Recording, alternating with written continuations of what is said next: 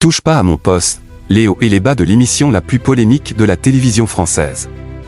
Mercredi soir, Cyril Hanouna a présenté la dernière de son émission fétiche sur sa web télé. Retour sur un programme de divertissement devenu sulfureux qui pendant 15 ans a marqué le paysage audiovisuel. C'était le 1er avril 2010. Ce jour-là, en deuxième partie de soirée, France 4 inaugurait une nouvelle émission parrainée par Denis Brognard, Touche pas à mon poste. Poisson d'avril ? Pas du tout, c'est bien sur le service public que l'émission fétiche de Cyril Hanouna a vu le jour. L'animateur annonçait la couleur lors de la première. Ici, on pense qu'on peut rire de la télévision. On en a marre des émissions médias sérieuses. Personne n'imaginait alors que 15 ans plus tard, TPMP pouvait toujours exister. Ils étaient encore moins nombreux à penser que l'émission deviendrait l'objet de tous les regards, de toutes les discussions, de toutes les tensions dans le PAF, paysage audiovisuel français. Pourtant, sur le papier, rien ne prédestinait TPMP à un jour acquérir ce statut. Le concept initial de l'émission n'avait rien de très original. Un talk show avec des chroniqueurs s'intéressant à l'actualité des médias et parlant des émissions du petit écran, c'était déjà du réchauffé en 2010. Touche pas à mon poste, la dernière chance d'un Cyril Hanouna aux abois. C'est pourtant la carte que Cyril Hanouna. Sa dernière carte pour poursuivre à la télévision. Car à l'époque, l'animateur allait d'échec en échec. Il a fait un bid en 2003 sur M6 en prenant les commandes du Morning Live initié 3 ans plus tôt par un Michael Youn complètement déjanté. Il n'est jamais parvenu à retrouver la folie des débuts du programme. Conséquence, des audiences en berne et une fin actée 3 mois plus tard.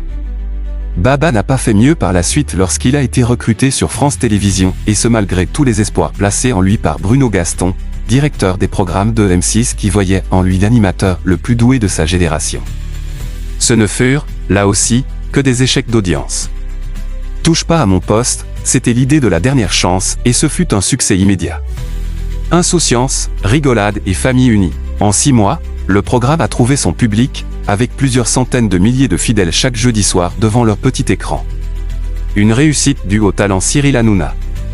Comme l'expliquait le Parisien sur base d'une série de témoignages, l'animateur a su rendre son talk show unique grâce à son sens de l'improvisation et à sa capacité à tenir seul l'antenne toute une émission durant. À l'époque, le rendez-vous n'avait rien de polémique, voire de clivant.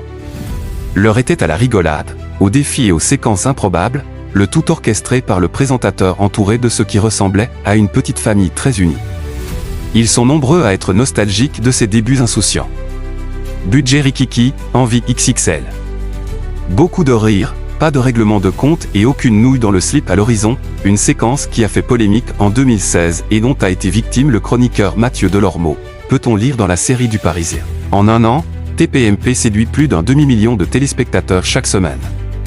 C'est 2 fois plus que la moyenne des autres émissions de France 4. Pourtant, la chaîne laissera filer Cyril Hanouna.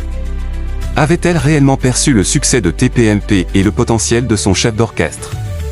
Certains en doutent. En mai 2012, courtisé par M6, Baba finit par dire oui à des 8 chaînes que le groupe Canal+ s'apprête à racheter et qui deviendra ces 8 par la suite. À la clé, un contrat de 22 millions d'euros de production par an sur 2 ans. Le tout sans clause d'audience. Un luxe. La nouvelle aventure qui s'ouvre à Cyril Hanouna se décline désormais au quotidien, toujours avec sa bande autour de lui et, comble du comble, avec le même nom d'émission. France Télévisions a en effet commis l'erreur de ne pas le déposer et de ne pas avoir imaginé son présentateur un jour se faire la malle avec ses chroniqueurs. Quant à la recette, elle reste la même sur des 8 que sur France 4, débriefer l'actualité de la télé avec de l'humour et des clashs, sans se prendre au sérieux. Touche pas à mon poste suite à de très nombreuses plaintes et les séquences jugées dégradantes, dont une concerne le chroniqueur Jean-Michel Maire qui, encouragé par Cyril Hanouna, a procédé à des attouchements sur une danseuse.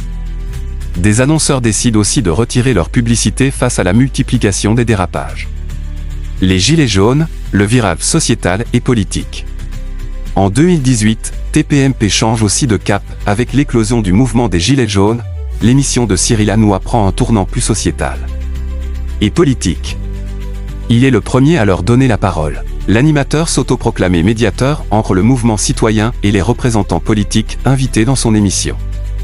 Cette nouvelle orientation sera renforcée après la pandémie qui prive les téléspectateurs de la formule classique de TPMP au profit de déclinaisons à domicile qui peinent à trouver leur public. La crise du Covid-19 devient un sujet récurrent. Des théories complotistes ont droit de cité dans l'émission. La politique s'invite progressivement, notamment en vue de l'élection présidentielle de 2022, et avec une surreprésentation de l'extrême droite dénoncée par beaucoup. C8 est sanctionné à plusieurs reprises. Suppression de la publicité pendant 3 semaines et 3 millions d'euros à payer en 2017. Amende de 10 000 euros en 2020 pour avoir diffusé des photos de Karine Ferry nue. En 2021, C8 est également puni pour publicité clandestine dans TPMP et d'autres dérapages. La plus grosse sanction infligée à C8 remonte au 26 juillet 2023. Ce jour-là, l'Arcom, ex-CSA, a infligé une amende de record de 3,5 millions d'euros à la chaîne suite aux propos injurieux tenus par Cyril Hanouna à l'égard du député Louis Boyard, ex-chroniqueur de l'émission. La suite, tout le monde la connaît, c'est le non-renouvellement de la licence de C8 l'été dernier et la fin de la chaîne le 28 février dernier. Touche pas à mon poste aura résisté près de 3 semaines de plus avant de s'achever ce mercredi soir. Définitivement,